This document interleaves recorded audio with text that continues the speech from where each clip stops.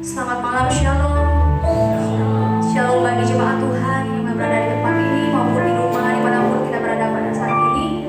Saya yakin dan percaya pengurapan Tuhan turun ke atas setiap kita. Amin.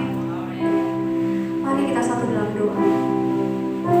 Bapa, kami bersyukur Tuhan buat kebaikan Tuhan, buat penyertaan Tuhan sepanjang hari ini, sehingga kami dapat kembali di tempat ini untuk memuji dan menyembah-Mu, Bapa. Tuhan, urapi setiap kami, Bapa. Biarlah kami dipenuhi oleh Roh Kudus. Biarlah nama Tuhan dimuliakan di tempat ini, Bapa. Dan juga Bapa, kami berdoa Tuhan bagi pada kami, dari awal pertengahan hingga akhirnya, biarlah semuanya berjalan dengan seturut kehendak dan nama Tuhan dipermuliakan. Kami yakin dan percaya Tuhan, ketika kami keluar dari tempat ini akan berbeda ketika kami masuk, sebab kami dipenuhi oleh hadirat-Mu. Terima kasih Bapa, terima kasih Yesus. Kami siap memulai ibadah kami hanya di dalam nama Tuhan Yesus. Haleluya, amin. Kita masih dalam hadirat Tuhan. Mari kita renungkan kebaikan Tuhan dalam hidup kita. Kita ada sampai hari ini bukan karena kekuatan kita, tetapi itu semua karena anugerah Tuhan yang begitu luar biasa bagi kita. Dia tak pernah tinggalkan kita walau sedetik pun. Dia selalu setia berjalan bersama kita, selalu menopang kita meskipun di tengah badai yang bergelora. Dia selalu menyertai kita. Dia Tuhan yang sungguh luar biasa.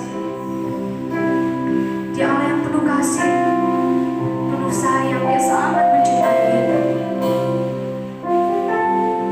Mari kita ucapkan terima kasih buat kebaikan Tuhan hari ini. Mari kita katakan Engkau baik, Yesus.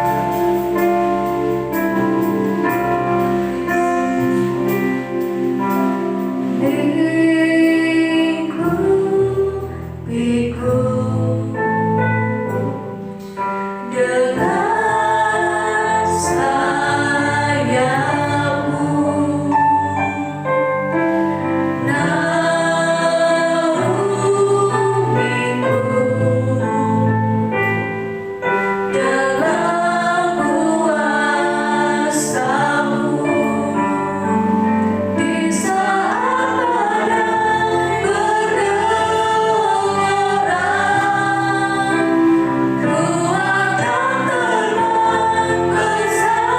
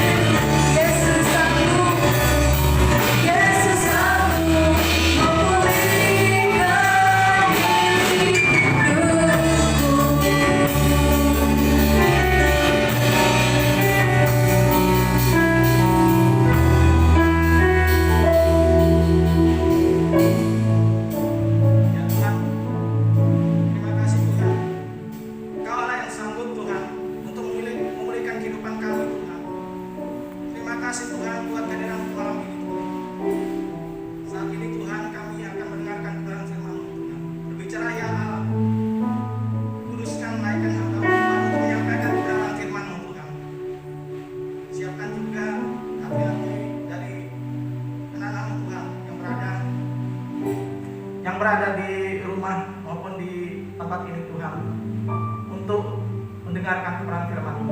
Hanya di dalam nama Tuhan Yesus kami telah berdoa. Yang percaya katakan amin.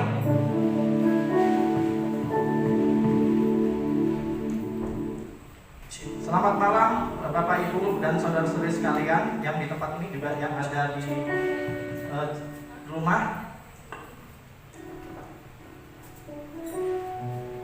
Malam ini kita akan merenungkan kebenaran firman Tuhan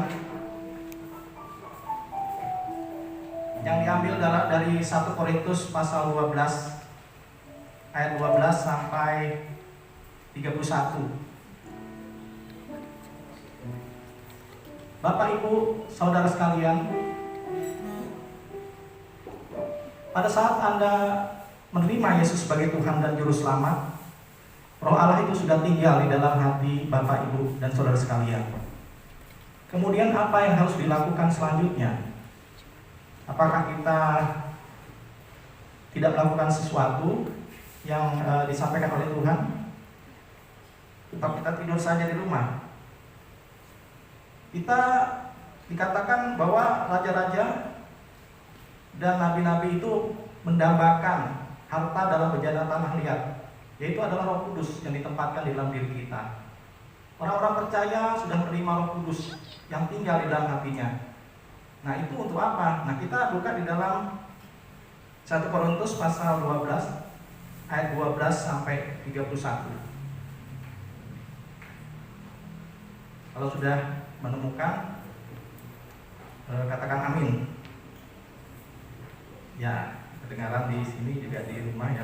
Di amin artinya sudah mendapatkan bacaan itu. 1 Korintus pasal 12 ayat 12 sampai 31. Saya baca nanti kalau ada waktu Bapak Ibu membaca secara lengkap ayat 12 sampai 31. Nah, malam ini saya baca beberapa ayat, terus kemudian kita menarik kesimpulan dari situ ya. Kita menarik apa yang disampaikan di dalam setiap ayat itu. Nah, di dalam 1 Korintus pasal 12 ayat 12 itu yang pertama kita baca. Kita baca perikopnya, banyak anggota tetapi satu tubuh. Karena sama seperti tubuh itu satu dan anggotanya banyak, dan segala anggota itu sekalipun banyak merupakan satu tubuh. Demikian pula Kristus. Nah, dari situ. Jadi ini bicara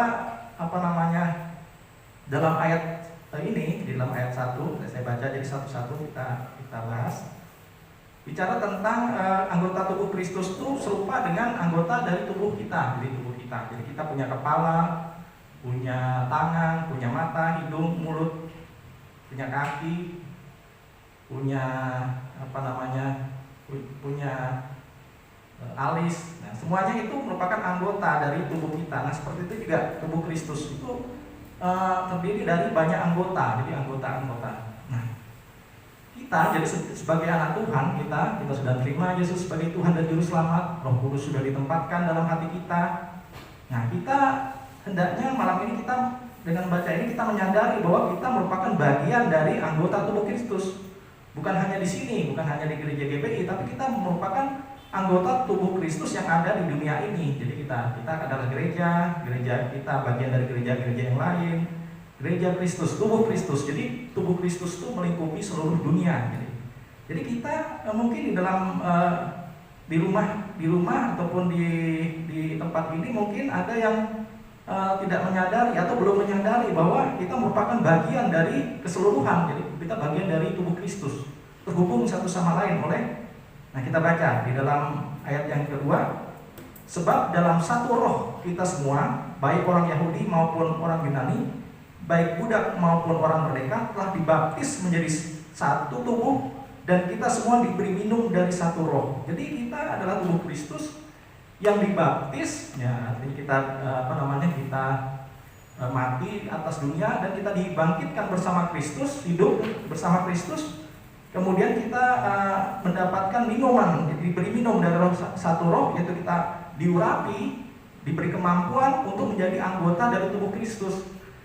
Jadi dari dua ayat ini kita sudah dapat, kita tuh merupakan, mari kita menyadari masing-masing bahwa kita merupakan bagian dari tubuh Kristus, yang adalah bagian dari tubuh Kristus melingkupi seluruh dunia ini.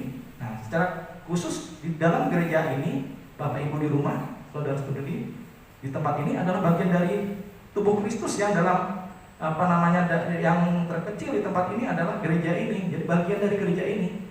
Nah, jadi Bapak Ibu di rumah juga anak-anak saudara-saudari menyadari bahwa merupakan bagian dari tubuh Kristus. Kalau tubuh Kristus dikuduskan, artinya dipisahkan dari dunia. Jadi dipisahkan dari dunia untuk melakukan pekerjaan yang mulia. Jadi mengerjakan pekerjaan mulia. Dan diberi kemampuan, dikatakan diberi minum dari satu roh. Jadi artinya diberi pengurapan, jadi untuk melakukan. Nah, karena itu kalau di sini ada anak-anak, jadi remaja sudah terlibat dalam pelayanan, itu merupakan bagian tubuh Kristus yang diberi kemampuan untuk melakukan yang merupakan bagiannya. Ada yang bermusik, ada yang multimedia, ada yang menari, ada yang menyampaikan kebenaran melalui khotbah, atau ada yang berkunjung ke rumah-rumah untuk memberi penguatan, penghiburan, tentu dengan tetap menjaga protokol kesehatan ya. Jadi mengunjungi, memberi penguatan atau lewat SMS, lewat WA untuk memberi penguatan kepada saudara-saudara yang yang mungkin dalam keadaan yang susah. Nah itu, jadi kita anggota tubuh Kristus. Kita malam ini kita belajar untuk menyadari bahwa kita itu adalah satu tubuh, yaitu tubuh Kristus. Di mana Roh Kudus itu punya perhatian atas kita masing-masing, ya kan? Kita baca di dalam ayat 14-nya, karena tubuh juga tidak terdiri dari satu anggota, tetapi atas banyak anggota. Nah, jadi di dalam kita melayani, kita tidak bisa sendiri-sendiri. Kita harus satu. Jadi kita harus satu hati melayani. Jadi kita menyadari, jadi kalau ada anak-anak atau adik-adik, para remaja atau bapak atau ibu yang di tempat ini maupun di Barito yang yang saat ini belum terlibat dalam kegiatan melayani Tuhan. Melayani Tuhan bisa tergabung di dalam jemaat GBI 18, ada banyak pelayanan. Melayani jiwa-jiwa, jadi melayani jiwa, kita memberi penguatan, penghiburan, ya kan, perhatian kepada jemaat-jemaat yang lain. Itu merupakan salah satu peran kita di dalam menjadi bagian dari tubuh Kristus, khususnya di dalam gereja GBI Rayon 18 ini. Nah, terus kalau terkait dengan yang lebih luas, gereja GBI dan gereja-gereja yang lain di Indonesia, yang kita lakukan adalah kita mendoakan. Jadi di dalam saat-saat teduh kita mendoakan presiden, mendoakan jiwa-jiwa supaya mengenal Yesus Kristus sebagai Tuhan dan Juru Selamat. Supaya mereka dilepaskan dari ikatan-ikatan kuasa-kuasa kegelapan. Mungkin mereka terikat, ada yang jiwa-jiwa yang terikat dalam narkoba misalkan, atau dalam pornografi, atau dalam tindakan-tindakan kejahatan. Itu kita mendoakan di dalam saat teduh kita, atau saat kita berdoa bersama di dalam di saat kita berdoa di tengah-tengah keluarga, jadi bersama keluarga kita, bersama anak, ibu, anak-anak kita. Berikutnya kita lihat di dalam ayat berikutnya kita baca di ayat 15 sampai 21 ya. Jadi kita lihat di situ. Andai kata hak kaki berkata, ya, jadi karena saya baca ayat 14, karena tubuh juga tidak terdiri dari satu anggota, tetapi atas banyak anggota.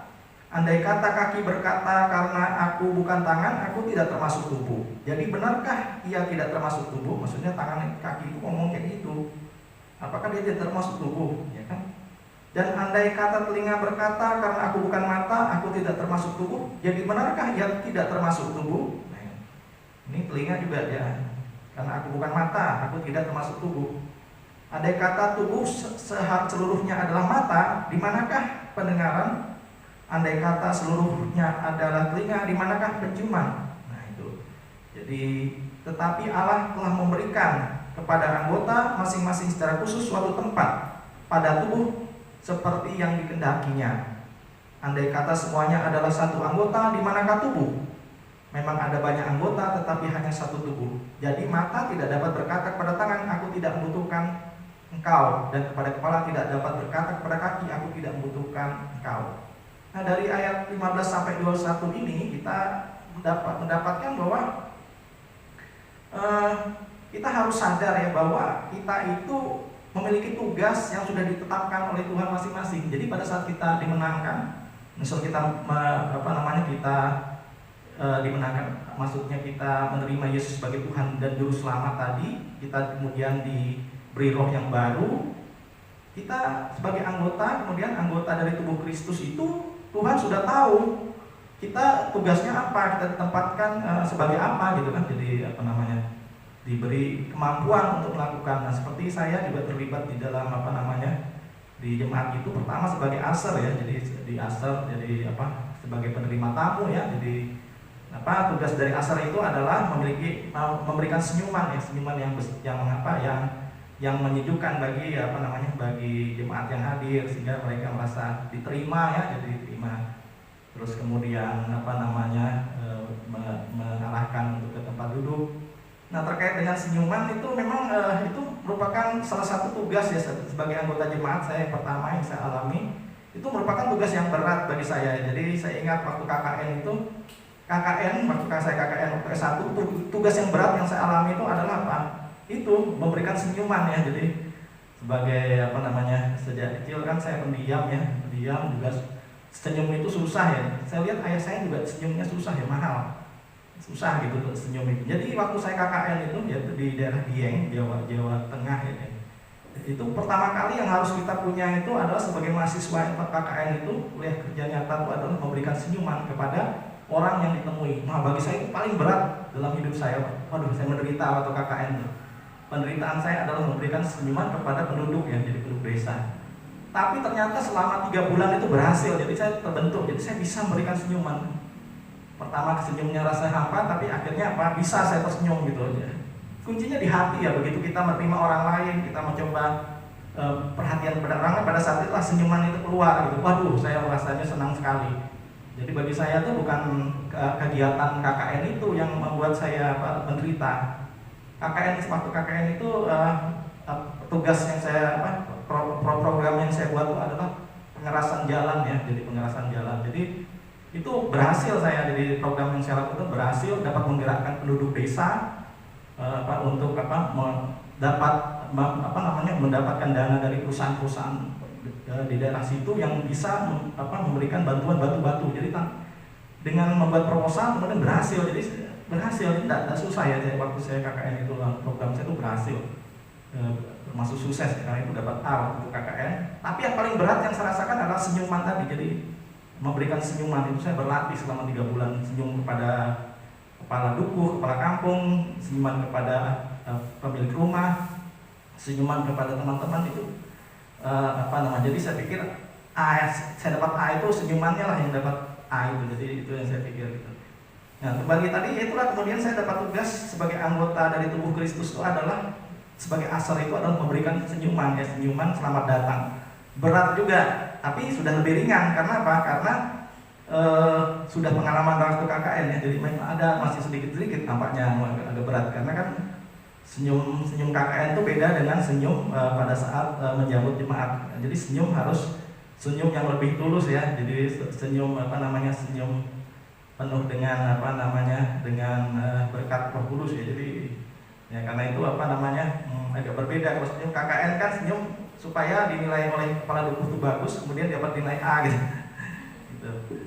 Itu kaitan dengan ini ya, dengan salah satu jenis pelayanan ya. Jadi dikatakan kaki, ya mungkin asal itu kaki ya. Jadi pelayanan yang salah satu bentuk pelayanan yang dasar. Kemudian meningkat saya pelayanannya ya, saya kemudian di multimedia ya, di multimedia.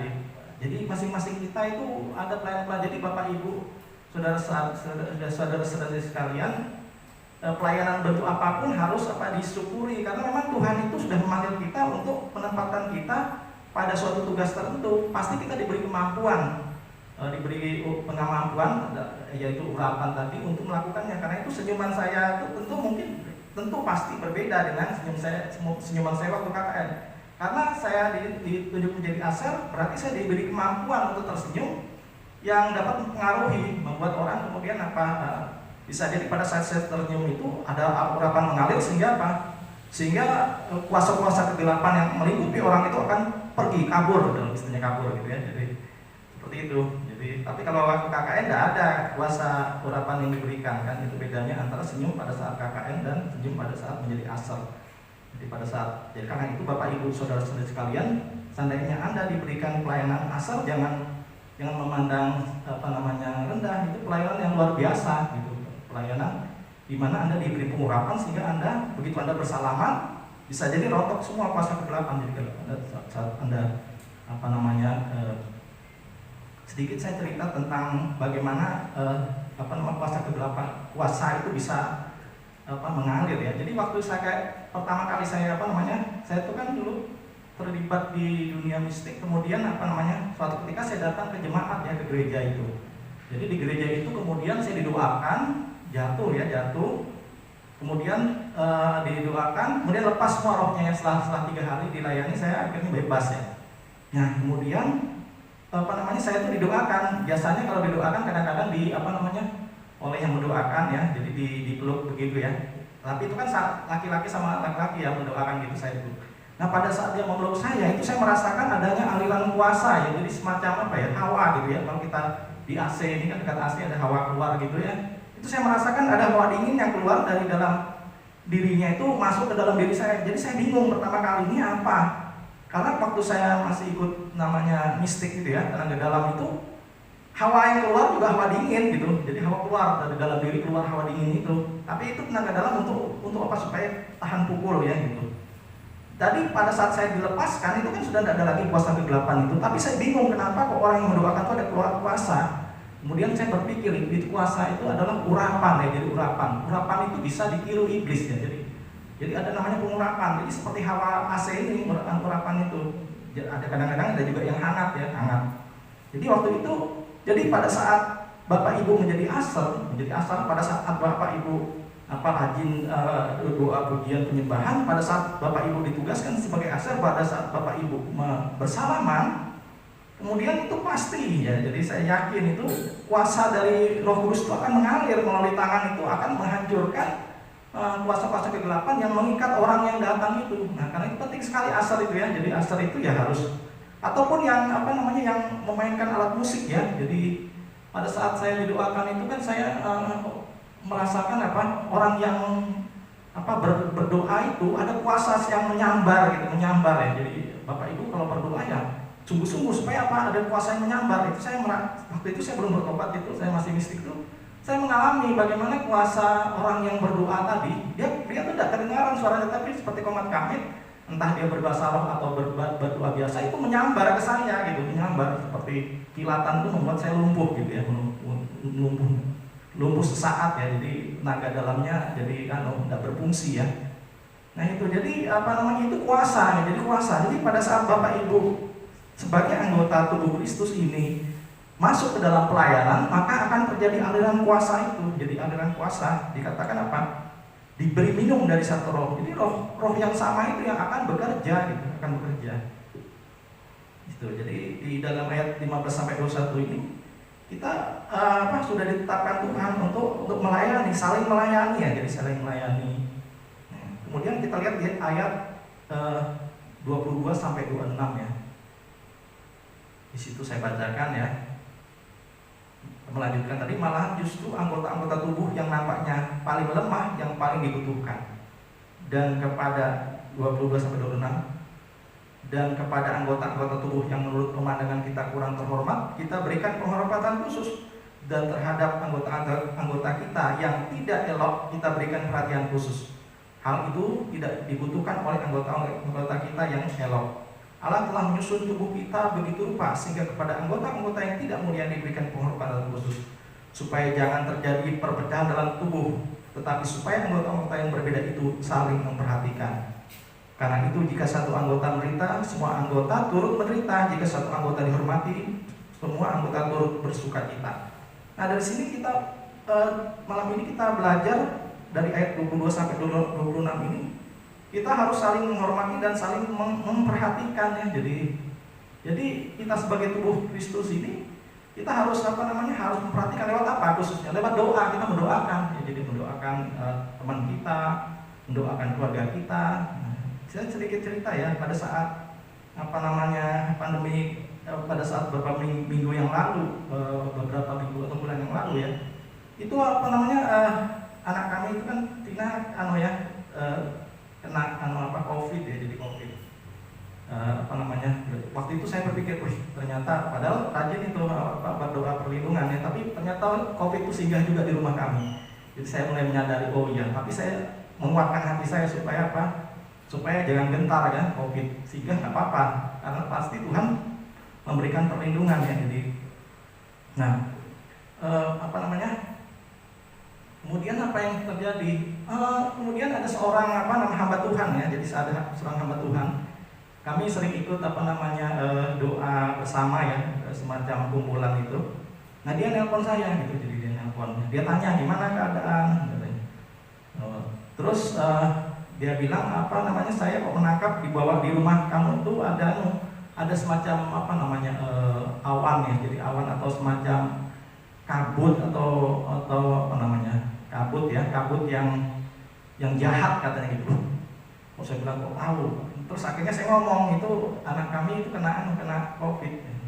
Oh iya, berarti terus dia doakan gitu. Nah, jadi dia adalah bagian dari tubuh Kristus ya, yang berdoa gitu. Berdoa bagi kami. Saya juga berdoa juga bagi kumpulan itu, juga berdoa juga bagi seluruh jemaat GBI 18 juga di dalam di dalam saat-saat teduh, juga di dalam doa keluarga kami ya. Jadi dan ternyata perhatian dia lewat doa itu kemudian membuat Tuhan itu memberitahu dia bahwa saya mengalami itu, rumah kami itu kedatangan COVID ya. Jadi dia doakan, dia patahkan, hancurkan. Saya juga berdoa juga ya, dia berdoa dan terjadi ya. Jadi sembuh ya, Vina tidak terlalu berat ya, puji Tuhan. Karena ada orang-orang tertentu memang kadang-kadang mendapatkan yang berat, puji Tuhan. Mungkin itulah kapasitas yang diberikan sehingga yang dapat yang ringan ya, yang ringan. Berikutnya saya cerita lagi bagaimana perhatian itu lewat doa itu waktu saya mahasiswa ya. Jadi waktu suatu mahasiswa saya pulang ke Kalimantan ya. Nah saya itu tidur di lantai 2 rumah saya ya. Jadi pada saat sekitar jam menjelang pagi ya, sekitar jam 3-an ya, tiba-tiba saya itu kamar itu kan gelap ya, lampunya saya matikan. Tiba-tiba saya melihat ada orang-orang yang tidak terlalu besar ya, seperti bayangan ya, bayangan coklat gitu ya. Dia menuju saya kemudian mencekik leher saya. Wah, saya waktu dicekik itu saya ingatan firman bahwa roh di dalam saya lebih besar dari roh di dunia. Itu firman yang saya ingat. Sehingga dia tidak bisa membuat pernapasan saya terganggu. Jadi dia nyakit tapi tidak bisa keras sekali gitu ya. Itu. Kemudian saya melihat ada kilat ya. Jadi kilat itu turun menyambar ya, lewat bisa lihat dari langit-langit itu, kilat itu menyambar menghantam roh jahat itu. Kemudian masuk ke dalam dada saya itu. Kemudian rasa segar terus lepas hilang gitu, makhluk itu ya, jadi makhluk itu. Nah kemudian saya beberapa bulan kemudian saya pulang kembali ke Jawa ya. Waktu itu kemudian saya cerita, ternyata pada saat yang sama, di jam yang sama tuh 2 orang teman saya di tempat berbeda ya. Jadi tempat berbeda itu mendoakan saya. Jadi satu pembina saya dan satu teman saya, komsel itu mendoakan. Jadi pada jam yang sama Tuhan menggerakkan mereka untuk mendoakan saya gitu. Sehingga dihancurkan kuasa kegelapan itu. Ya, saya juga merenungkan firman, sehingga firman tadi, roh saya di dalam saya lebih besar dari roh di dunia ini, melindungi saya. Kemudian doa-doa teman-teman ini yang perhatian sama saya melepaskan. Nah itu Bapak Ibu dan saudara-saudara sekalian, mengapa kita sebagai anggota tubuh Kristus itu harus juga menyadari bahwa kita harus saling memperhatikan ya, lewat doa gitu, lewat doa misalkan. Atau kemudian Tuhan berbicara kepada kita untuk kita memberikan bantuan misalnya. Tidak tahu kita kan, jadi Tuhan bilang berikan bantuan. Saya ingat cerita dan kesaksian dari Pak Emil ya. Jadi dia pada saat itu dia mengalami suatu kesulitan, kemudian dia berdoa kepada Tuhan. Dan Tuhan kemudian apa? Tuhan itu kemudian menggerakkan seorang hamba Tuhan untuk tanpa diketahui ya, dia nggak mengetahui kondisi rekan ini, kemudian dia memberikan bantuan ya. Itu merupakan sukacita yang besar, sehingga dia mengucap syukur kepada Tuhan kan dengan luar biasa. Jadi kalau kita memberikan bantuan itu bisa membuat orang lain itu mengucap syukur kepada siapa? Kepada Tuhan. Ya berterima kasih kepada kita, tapi lebih utamanya apa? Membuat orang mengucap syukur ya. Jadi dalam masa pandemi ini Bapak Ibu Saudara-saudari sekalian, kita harus juga kita sebagai anggota tubuh Kristus itu untuk saling memperhatikan ya, dengan menanyakan kabar, atau paling dasar sekali adalah berdoa ya. Jadi berdoa itu besar kuasanya. Nah, jadi mendoakan misalnya kelancaran perekonomian atau studi, atau saya ingat ya waktu masih mahasiswa itu kita kalau kita ngumpul tuh komunitas sel itu kita saling mendoakan ya, jadi saling mendoakan. Nah kadang-kadang pada saat saling mendoakan tuh Tuhan tuh menyingkapkan ya, jadi waktu itu kita doa, jadi doa itu menyingkapkan terus tersingkap dia sedang mengalami masalah apa gitu. Kemudian kita doakan dia terungkap masalahnya, terus kita beri kekuatan ya. Kadang-kadang kita memberikan bantuan tanpa diketahui yang lain kan gitu. Cuma kadang-kadang kita mau ceplos ngomong gitu kan, kadang malu orangnya kan kalau dia mengalami kesulitan kan, dia tegur kita, kadang-kadang hati-hati juga terima dia tuh. Jadi Tuhan itu bekerja melakukan kuasa-kuasa bekerja dengan Roh Kudus itu, kuasa Roh Kudus pada saat kita itu saling melayani ya. Kalau kita melayani jiwa-jiwa itulah terjadi mujizat, kadang-kadang mujizat kesembuhan ataupun mujizat yang lain ya, misalnya masalah menang dalam keuangan gitu. Nah pada saat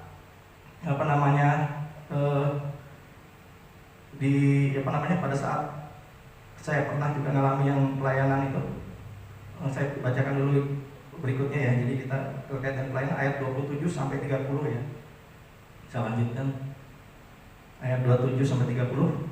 Kamu semua adalah tubuh Kristus dan kamu masing-masing adalah anggotanya. Dan Allah telah menetapkan beberapa orang dalam jemaat, pertama sebagai rasul, kedua sebagai nabi, ketiga sebagai pengajar. Selanjutnya mereka yang mendapat karunia untuk mengadakan mujizat, untuk menyembuhkan, untuk melayani, untuk memimpin, dan untuk berkata-kata dalam bahasa roh. Adakah mereka semua rasul atau nabi atau pengajar? Adakah mereka semua mendapat karunia untuk mengadakan mujizat, atau untuk menyembuhkan, atau untuk berkata-kata dalam bahasa roh, atau untuk menafsirkan bahasa roh? Nah kita harus sadar bahwa Tuhan itu menyertai kita dalam setiap pelayanan. Jadi cerita saya ya, waktu itu kejadian Merapi ya, mungkin Bapak Ibu saudara-saudari sekalian pernah dengar ya waktu itu Merapi meletus ya. Jadi waktu Merapi meletus itu banyak orang yang menerima Yesus sebagai Tuhan dan Juru Selamat ya. Nah waktu itu saya juga terlibat ya di dalam pelayanan itu ya. Jadi banyak ya itu rombongan, jadi saya ikut ya para pemimpin itu. Kita ikut pelayanan, kita mendoakan orang. Jadi disitulah manifestasi kuasa Roh Kudus itu bekerja pada saat kita melayani ya. Bukan pada saat kita nongkrong di kamar kos ya. Jadi waktu saya itu ikut pelayanan. Jadi waktu itu kita berkumpul banyak orang tuh di lapangan ya, di lapangan, terus kemudian ada semacam tenda-tenda. Terus saya gabung di tenda namanya tenda penyembuhan alternatif ya. Jadi ada teman-teman yang dokter itu dia melayani kesembuhan secara alami. Terus ada namanya tenda penyembuhan alternatif. Nah, tapi bukan dukun ya, tapi itu kita adalah orang-orang yang mendoakan gitu. Dikatakan firman kan apa? Kalau kita menaruh tangan kita atas orang sakit itu kan sembuh. Nah itu terjadi Bapak Ibu saudara-saudara sekalian. Jadi ya saya sangat bergairah ikut pelayanan yang menjadi anggota dari tubuh Kristus. Karena saya tahu bahwa kalau kita terlibat dalam pelayanan itu, kita akan menikmati namanya bergerak di dalam kuasa Roh Kudus. Nah jadi waktu itu ada seorang ibu tua ya, jadi mbah-mbah gitu ya, kalau di Kalimantan apa namanya, nenek ya. Itu saya doakan, sakit kakinya waktu itu ya, sakit. Terus dia minta dia masuk itu kan, masuk itu untuk melayani. Karena ke dokter nggak bisa, nggak sembuh. Ke dokter kan nggak sembuh. Kemudian masuk ke kita, ke ruangan kita. Terus saya kan masing-masing orang dapat tuh satu orang melayani satu. Nah saya tuh melayani juga. Sakit apa mbak? Saya tanya gitu. Terus sakit ini kaki ini. Ya nih Mbak, saya doakan Mbak ya dengan agama saya, kan agamanya beda-beda ya. Saya bilang bukan Kekristenan nih Mbak, tapi ini mendoakan dengan keyakinan saya, boleh nggak Mbak? Boleh, saya doakan. Saya tumpang tangan, terus Mbahnya langsung sembuh gitu. Dia bilang, aduh Mas, terima kasih sembuh, nggak sakit lagi. Saya tuh bingung, karena gimana? Karena saya tidak merasakan adanya kuasa yang keluar dari diri saya kepada Mbah itu. Bingung saya, tapi sembuh gitu. Jadi sering gitu, jadi doakan tumpang tangan sembuh orang. Sembuh. Orang lain merasakan sembuh, saya tidak merasakan apa-apa, saya bingung kok bisa ya? Karena firman-Nya katakan tumpang tangan maka akan sembuh, ya sembuh.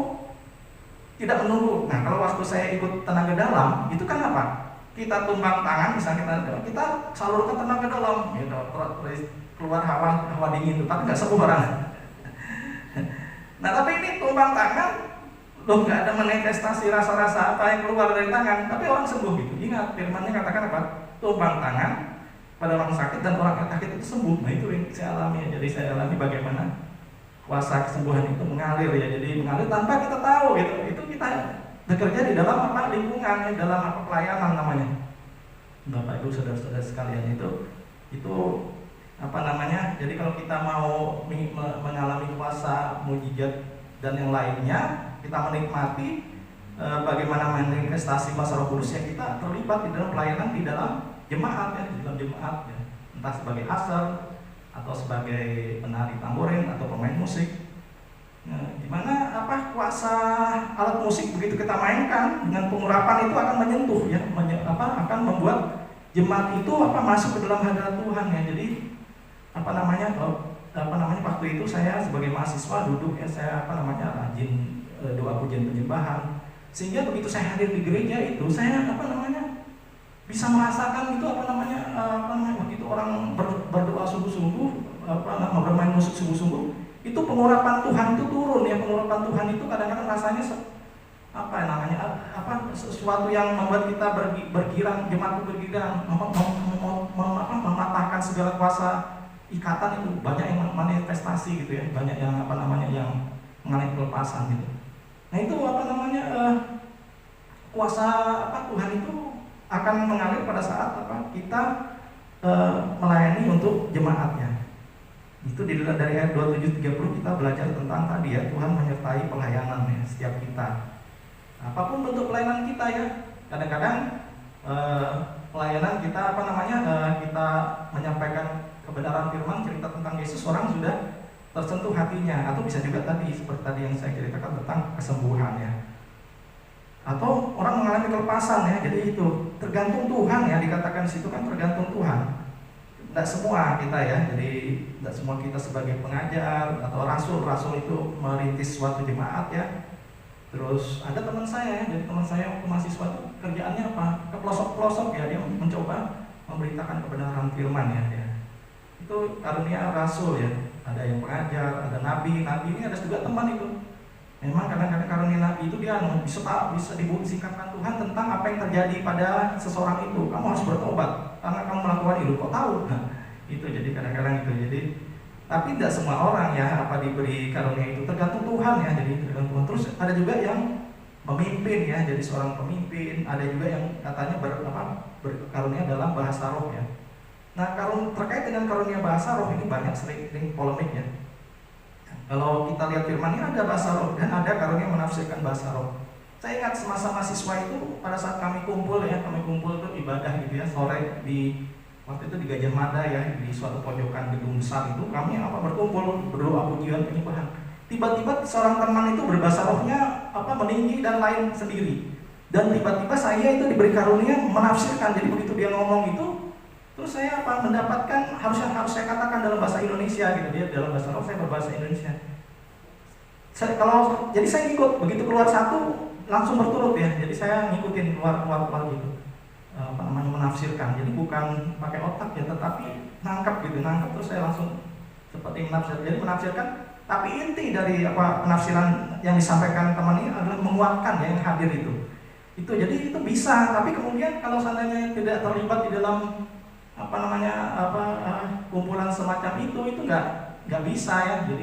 Jadi kalau ada di suatu kumpulan atau di gereja, kadang-kadang di gereja itu pada suatu itu hamba Tuhan berbahasa roh yang indah, saya dengar indah, terus kemudian Tuhan itu menyikapkan artinya ya. Jadi artinya itu indah, ternyata apa? Persis seperti di dalam Mazmur artinya waktu itu. Nah, itu mestinya saya sampaikan pada hamba Tuhan itu ya, tapi waktu itu saya tidak sampaikan. Karena sebenarnya itu bisa disampaikan untuk menguatkan jemaat ya. Jadi berbahasa roh yang bisa menguatkan jemaat. Bernubuat, jadi kalau bernubuat juga untuk menguatkan jemaat. Ada karunia-karunia itu. Jadi untuk dapat mengetahui karunia-karunia itu, Bapak Ibu Saudara sekalian, itu ikut SOM ya, jadi ikut SOM. Jadi untuk di Barito itu Pak Gembala akan memberikan pengajaran SOM ya. Nanti di dalamnya itu ada tentang karunia-karunia. Jadi Bapak Ibu dan anak-anak para remaja itu bisa ikut SOM untuk mempelajari tentang karunia itu ada itu. Karunia itu bisa berfungsi kalau menjadi terlibat di dalam kegiatan jemaat untuk membangun jemaat. Jadi bukan untuk membangun diri sendiri. Nah, seperti saya dengar orang berbahasa roh, tidak bisa mendapat penafsiran kalau memang Roh Kudus tidak menyingkapkan. Tapi kalau Roh Kudus memandang itu penting bagi jemaat, dia akan menyingkapkan ya, bisa menyingkapkan ini. Berikutnya ayat yang ke-31 ya, di situ. Jadi berusaha untuk memperoleh karunia-karunia yang paling utama. Dan aku, kata Paulus, menunjukkan kepadamu jalan yang lebih utama. Kalau kita baca di pasal 14 itu merinci tentang yang utama yang dimaksud. Tetapi kalau saya tangkap itu di dalam 1 Korintus 14 itu, yang utama itu kaitannya dengan apa? Karunia itu dipakai untuk melayani jemaat tadi. Salah satu contohnya tadi karunia bernubuat, juga karunia berbahasa roh yang disertai dengan karunia menafsirkan bahasa roh. Jadi intinya adalah untuk melayani jemaat, bukan untuk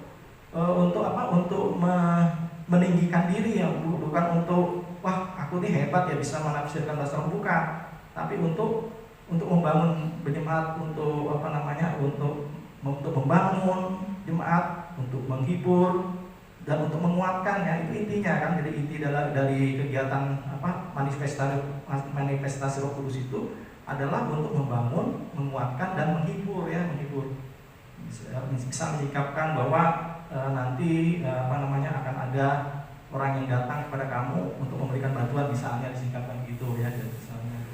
Seperti waktu itu anak kami ya, Spina waktu itu kan saya waktu S3 itu merasa mengalami kesulitan keuangan ya.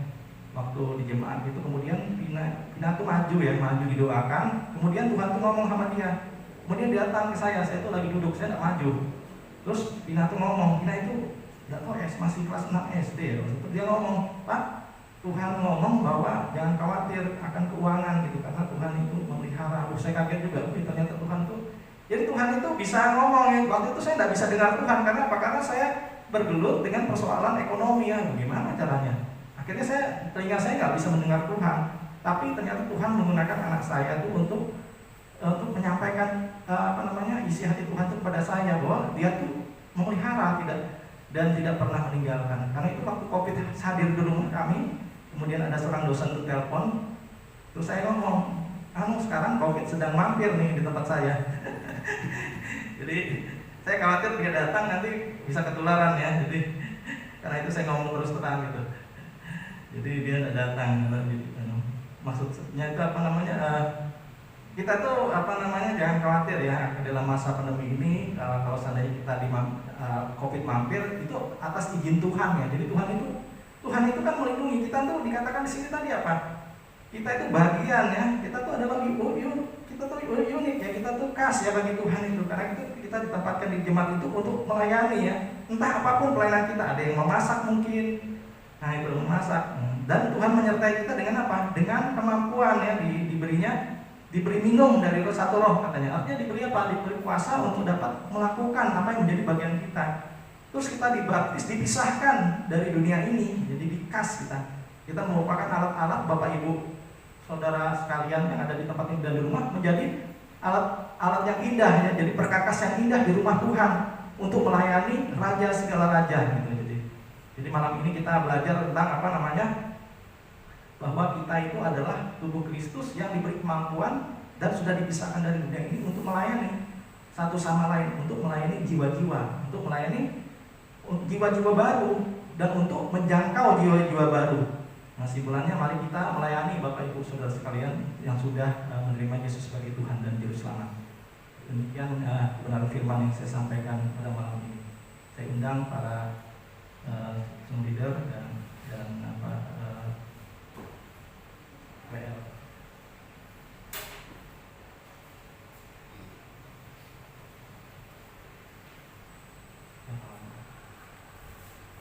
Terima kasih Tuhan. Terima kasih ya Allah. Kami tahu Tuhan Engkau hadir di tempat ini maupun di tempat Bapak, Ibu, dan saudara sekalian yang ada di rumah masing-masing. Karena Roh Allah itu tidak terbatas. Dia tidak tinggal di surga. Dia bukan hanya tinggal di surga, dia ada di dunia ini juga, di tempat Bapak, Ibu, saudara sekalian. Karena dia Roh. Dia tidak terikat pada ruang dan waktu. Pada saat bersamaan di tempat ini dan di rumah dia ada, karena dia adalah Roh Allah.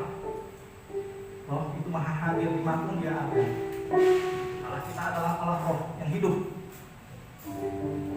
Malam ini kita telah mendapatkan kebenaran firman Tuhan yang menyatakan bahwa kita adalah anggota dari tubuh Kristus, di mana Roh Allah itu mengalir melalui kita masing-masing untuk kita saling melayani, untuk kita menjadi saluran kasih-Nya. Allah itu adalah kasih. Kasih Allah itu ingin mengalir, ingin dialirkan melalui kita masing-masing untuk menjaga saudara-saudara kita. Bukan yang sangat jauh, tetapi yang sangat dekat di kita, yaitu ayah, ibu kita, saudara-saudara kita, teman-teman dekat kita, atau tetangga kita. Karena itu Bapak Ibu Saudara sekalian, malam ini mari kita melayani. Mari kita melayani bersama dengan kuasa Roh Kudus. Bukan dengan kuat kita, bukan dengan kuat gagah kita, tetapi dengan kuat kuasa Roh Kudus. Karena tanpa kuasa Roh Kudus kita tidak akan dapat mengatasi segala permasalahan di dunia ini. Karena Dia adalah penolong yang Tuhan Yesus sediakan bagi kita. Karena Dia adalah Roh Yesus itu sendiri yang akan menolong kita, memberi kita hikmat, memberi kita pengetahuan, menyalurkan urapan kesembuhan melalui kita, menyalurkan urapan mukjizat untuk kita lakukan di dalam pelayanan, di dalam jemaat. Mari Bapak Ibu kita, mari Bapak Ibu, mari kita bekerja bersama Roh Kudus, mari kita melayani bersama Roh Kudus. Tanpa Roh Kudus kita tidak berdaya.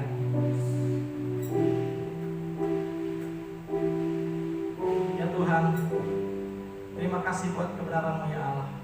Terima kasih, Engkau Allah yang hidup, Engkau Allah yang tidak pernah meninggalkan kami. Terima kasih Tuhan. Terima kasih buat kebenaran firman Tuhan. Biar firman-firman itu dapat bertumbuh di hati kami masing-masing Tuhan.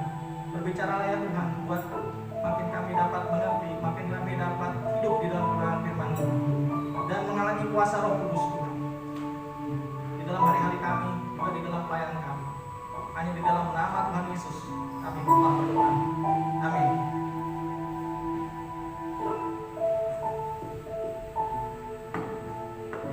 Diberkatilah setiap kita yang mendengarkan firman Tuhan dan melakukannya dalam kehidupan kita. Kita masuk dalam ruang pengumuman.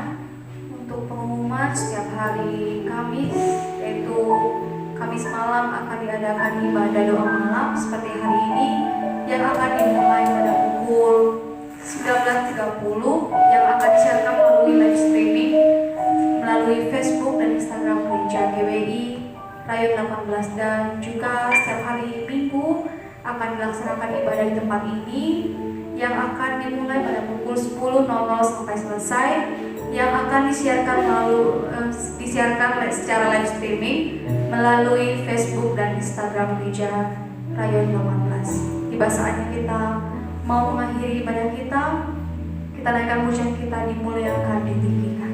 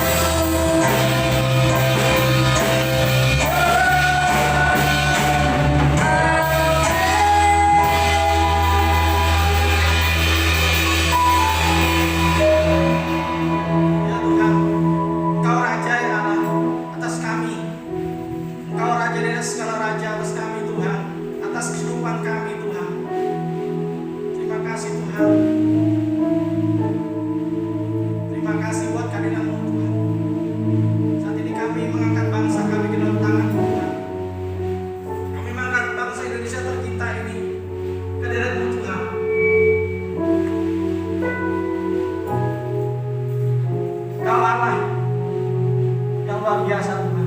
Kami membawa bangsa kami ke dalam tangan Tuhan. Bangsa kami yang sedang mengalami pandemi Tuhan, COVID-19 ya Allah. Kami angkat Tuhan hadapan-Mu ya Allah.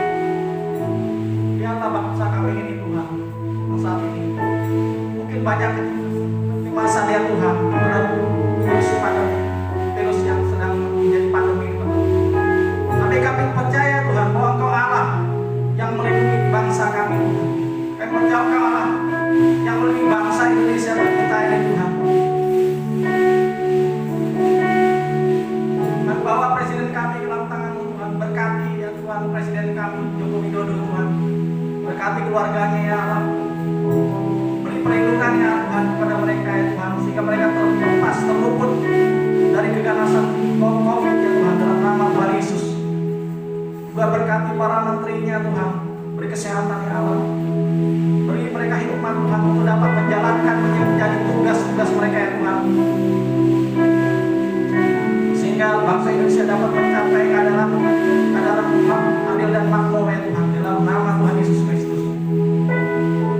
Kami sebawa juga MPR Tuhan dalam tangan-Mu, DPR ya Tuhan dalam tangan-Mu, juga Mahkamah Agung, Kejaksaan Tuhan, dan seluruh lembaga negara di Indonesia ke dalam tangan-Mu Tuhan. Dalam nama Tuhan Yesus tidak ada rencana-rencana jahat yang dapat mengacaukan lembaga-lembaga negara itu di dalam nama Tuhan Yesus. Kami hancurkan segala rencana-rencana jahat di dalam nama Tuhan Yesus. Segala unsur-unsur terorisme kami hancurkan rencananya di dalam nama Tuhan Yesus Kristus. Kami percaya Tuhan, bangsa kami akan menjadi bangsa yang besar, bangsa yang adil dan makmur, di mana Tuhan Yesus Kristus menjadi Tuhan dan Raja atas bangsa ini. Kami percaya di dalam nama Tuhan Yesus Kristus. Tuhan, kami bawa Tuhan gubernur kami, juga wali kota dan terbupati Kalimantan Timur ini ke dalam tangan-Mu Tuhan. Berkati mereka ya Tuhan, lindungi mereka, jauhkan dari serangan virus COVID Tuhan, dalam nama Tuhan Yesus. Bantu mereka Tuhan dalam menjalankan pemerintahan di setiap daerahnya Tuhan, dalam mendistribusikan pangan Tuhan. Bantu, berhikmat, tempatkan orang-orang yang tepat untuk membantu mereka Tuhan dalam menjalankan rencana-rencana atau kebijakan-kebijakannya Tuhan, di dalam nama Tuhan Yesus Kristus. Juga Tentara Nasional Indonesia dari serahkan dalam perjuangan-Mu Tuhan. Bantu, perkuat Tuhan, di dalam nama Tuhan Yesus Kristus. Juga Kepolisian Republik Indonesia diperkuat di dalam nama Yesus Kristus. Juga kami bawa gereja Indonesia Tuhan. Bantu agar dapat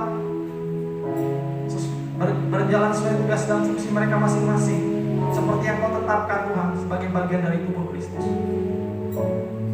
Bantu Tuhan, urapi setiap pemimpin di setiap gereja Tuhan, di dalam nama Tuhan Yesus Kristus, agar setiap pemimpin itu bergerak dengan kuasa Roh Kudus di dalam nama Tuhan Yesus Kristus. Kami juga membawa Tuhan gembala gereja kami, pembina kami, Insinyur Noto Raharjo dan 4 wakilnya dalam tangan Tuhan. Beri mereka kesehatan ya Allah. Bantu dalam pelayanan mereka Tuhan, dalam nama Yesus, agar mereka dapat bekerja dengan kuasa Roh Kudus. Juga kami bawa gembala rakyat kami, Andi Markus, dalam tangan Tuhan. Bantu, berkati mereka, lindungi keluarganya Tuhan, dalam nama Yesus. Juga kami bawa gembala sidang kami, Bapak Natal Abraham Tuhan. Berkati Tuhan keluarganya, beri kesehatan, beri perlindungan Tuhan, beri kekebalan terhadap virus-virus yang saat ini sedang ada di daerah kami Tuhan. Beri perlindungan, beri kekebalan ya Allah. Kalau ada yang sakit, sembuhkan Tuhan, di dalam nama Tuhan Yesus Kristus. Juga berkati pelayanannya, di mana Engkau Tuhan melalui Roh Kudus melakukan tanda-tanda heran dalam pelayanan Tuhan, menjangkau makin banyak jiwa ya Allah, dalam nama Yesus. Pelayanan yang makin berkembang ya Allah. Juga kami membawa Tuhan jemaat-jemaat Tuhan, khususnya jemaat GBRN 18 dan jiwa-jiwa yang baru ke dalam tangan Tuhan. Bantu mereka untuk bertumbuh makin dalam mengenal Engkau sebagai Yesus, sebagai Tuhan dan Juru Selamat, yang berkuasa untuk melindungi jiwanya, yang berkuasa untuk mencukupkan kehidupannya, di dalam nama Yesus. yang berkuasa untuk menyembuhkan mereka bila kalau mereka terpapar virus corona Tuhan. Kami juga membawa pekerja-pekerja dan penuai-penuai di gereja GBI Raul 18 Tuhan. Bantu Tuhan di dalam saat-saat teduh kami Tuhan, untuk kami makin tajam mendengarkan tuntunan-Mu Tuhan, untuk kami makin intim bergaul dengan Engkau yang Kudus. Bantu kami Tuhan, untuk kami bertumbuh di pelayanan kami masing-masing ya Allah.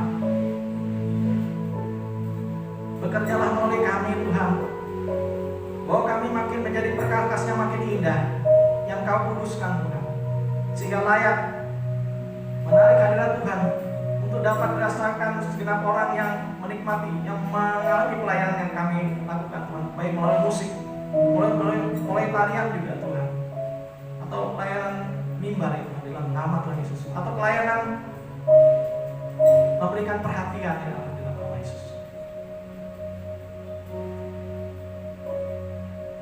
Terima kasih ya Allah.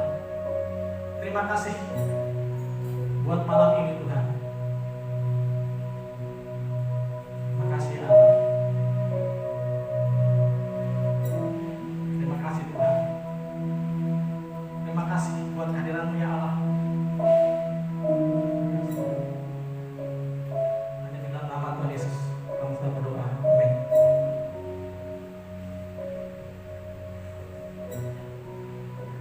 Ibadah kita sudah selesai. Saya ucapkan selamat malam. Shalom. Tuhan Yesus memberkati.